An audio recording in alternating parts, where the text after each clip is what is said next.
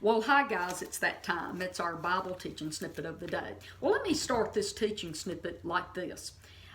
Just the other day, I posted a little prayer, I think it was yesterday, and I just said that I was not going to believe anything bad about my father. I am not going to believe all of the lies about him hurting people, allowing people to get hurt, allowing people to get sick, putting sickness on people. You need to stop trying to pull me into that lie. I am not going to go back there. I lived for 23 years as an atheist, as quiet as I was and respectful to my mother. I never just got in her face and said, I don't believe any of this religious junk, but I was a very quiet atheist. I did not believe there was a God, and the reason I didn't is because of religious heretic teachings that point evil to God, and that is adversely against what everything Jesus taught and everything that the New Testament writers taught. And I pray that somebody that wants to teach me how God is in complete control and he has to either do evil or allow evil. I hope you're listening to me. You are not going to draw me back into that stinking thinking that makes me powerless, where I cannot walk in what my Father wants me to walk in, and it makes me where I can't help other people. I have not met one person who believes that God is in complete control that goes out and does anything in the kingdom of God other than inviting people to the Easter egg hunt or to the Christmas party that we're having at church. Oh, well, we got a guest speaker showing up this weekend. You ought to come to church with us. That's what they think evangelism is, because they are believing a powerless gospel. And I know this Bible teacher's being just straight out today. I am tired, worn out of people who want to pretend like they know God and they do not know Him. If you knew Him, you would know Jesus. And if you know Jesus, you know that Jesus never made claims that God was allowing people to be hurt. In fact, He was clear. He said it was Satan causing all of these problems and that He had been sent to overthrow and stop what the works of Satan was in the earth. So no, my Father is not the guy behind the curtain pulling all the little strings, making people sick, or sitting back eating potato chips and enjoying a Coca-Cola while He watches Satan destroy us.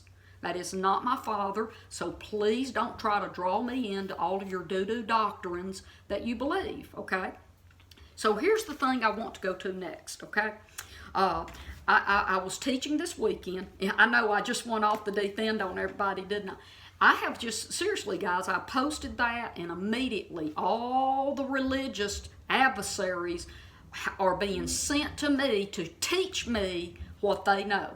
I don't care what you know. What you know made me an atheist for 23 years, and I am absolutely not going to believe lies about my Father, lies about Jesus. I'm not going to go back to that because I can't go out and help people if I'm moving off of what you think you know and your faith.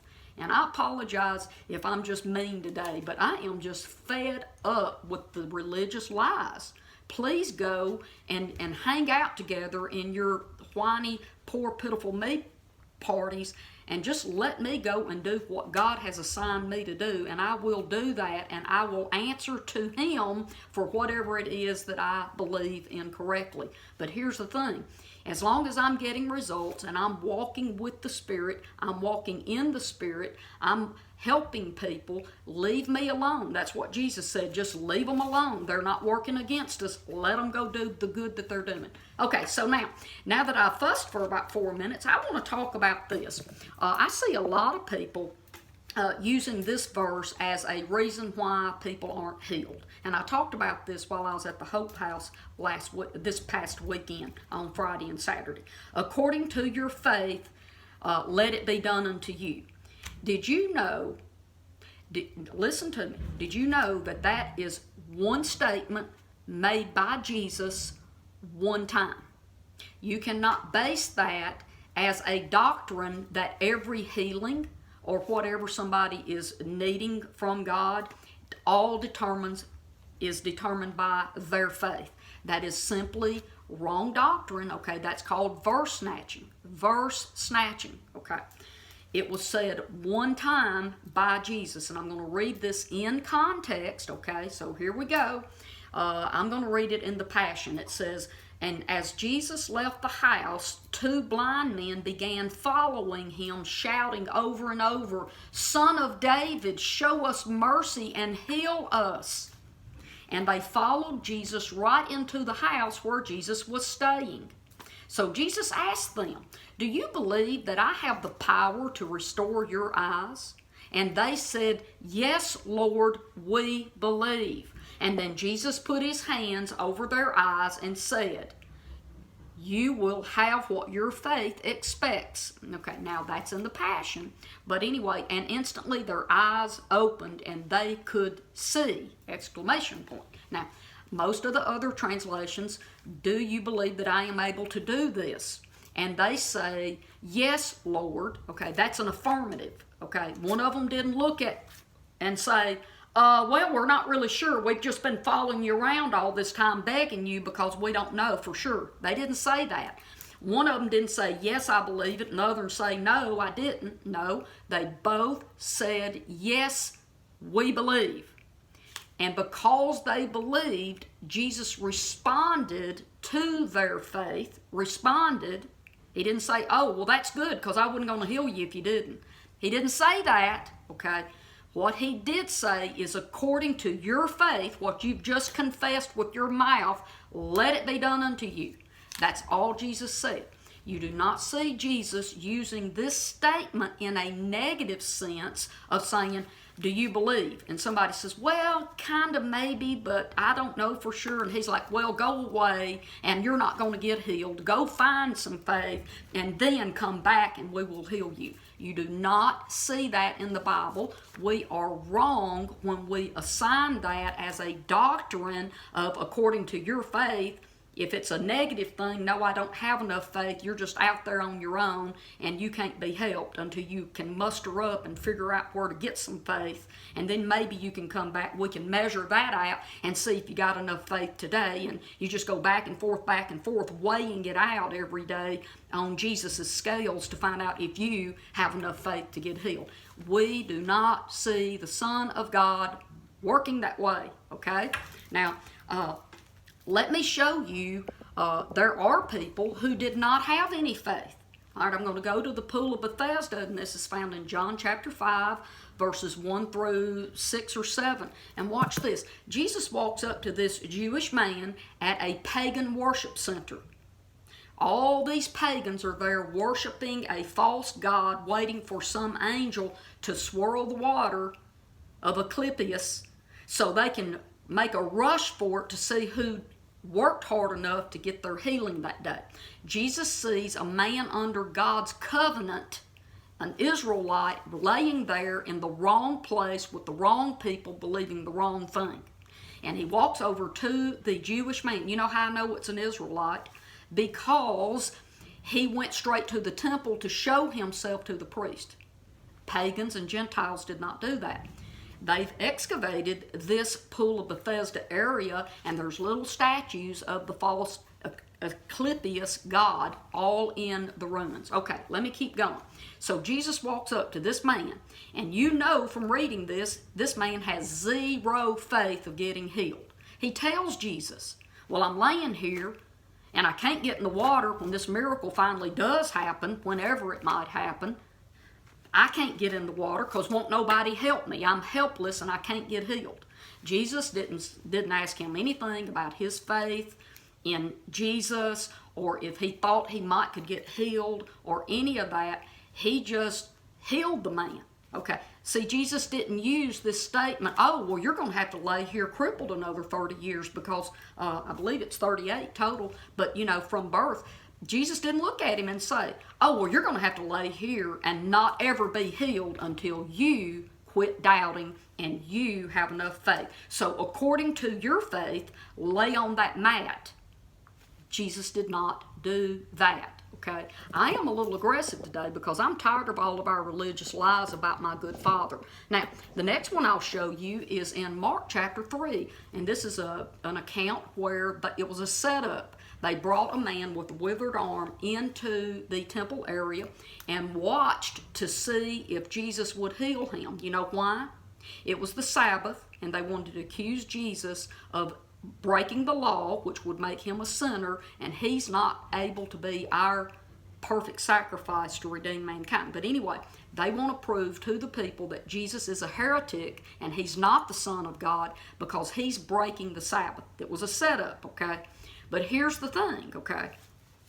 They knew that Jesus loved people too much to let that man remain the same. So, it says right here in the World English Bible, and they, the Pharisees and all the people, watched Jesus to see whether he would heal the man on the Sabbath and that they might accuse him. That is the reason the man was there. It does not say that anybody had faith. The man with the withered arm didn't have any faith. He was just the pigeon they were using as the setup with Jesus, just like the woman caught in adultery. That was a setup to trap Jesus. Okay, so Jesus told the man, stretch out your hand. But I want to read this to you. And when Jesus looked around at them, all of the people, all the Pharisees, watch this, with anger, being grieved at the hardening of their hearts.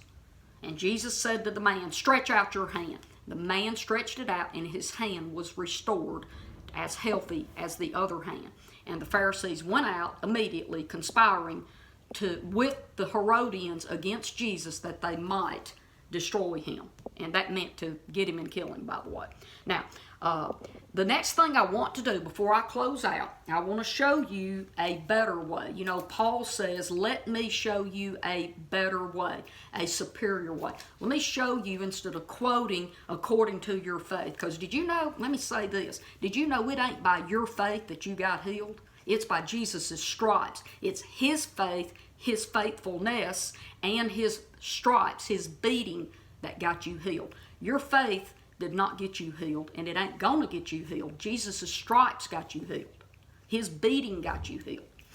Faith is an extension cord to plug into receiving that. It makes the transfer into your body. Okay, so, or makes it manifest. Now watch this, okay? It doesn't matter which extension cord you pick up and plug into the wall. If that extension cord makes it into the power outlet, the light bulb on the lamp is going to work. God does not care whose faith is used to ignite what has already been provided by him, okay? I'm going to read a better way. Watch this. By his stripes we are healed. That is going to be 1 Peter 2:24, okay? By his beating, by Jesus' beating, we were, past tense, healed. And here's how you can wrap that up. This right here is in Luke chapter 1, verse 38. This is where the angel came and told Mary what God wanted to do through her. And guess what, guys? She agreed to it. Did you notice the angel didn't say, this is going to happen to you whether you want it to or not? No. He told her the message from God, and watch this. I'm going to read it in the Passion. And then Mary responded saying, this is amazing. I will be a mother for the Lord. As his servant, I accept whatever he has for me. May everything that you have told me come to pass. Watch this. Could we get that in our heart? Jesus, everything that you have said, let it come to pass. I receive what you have for me. I receive my healing.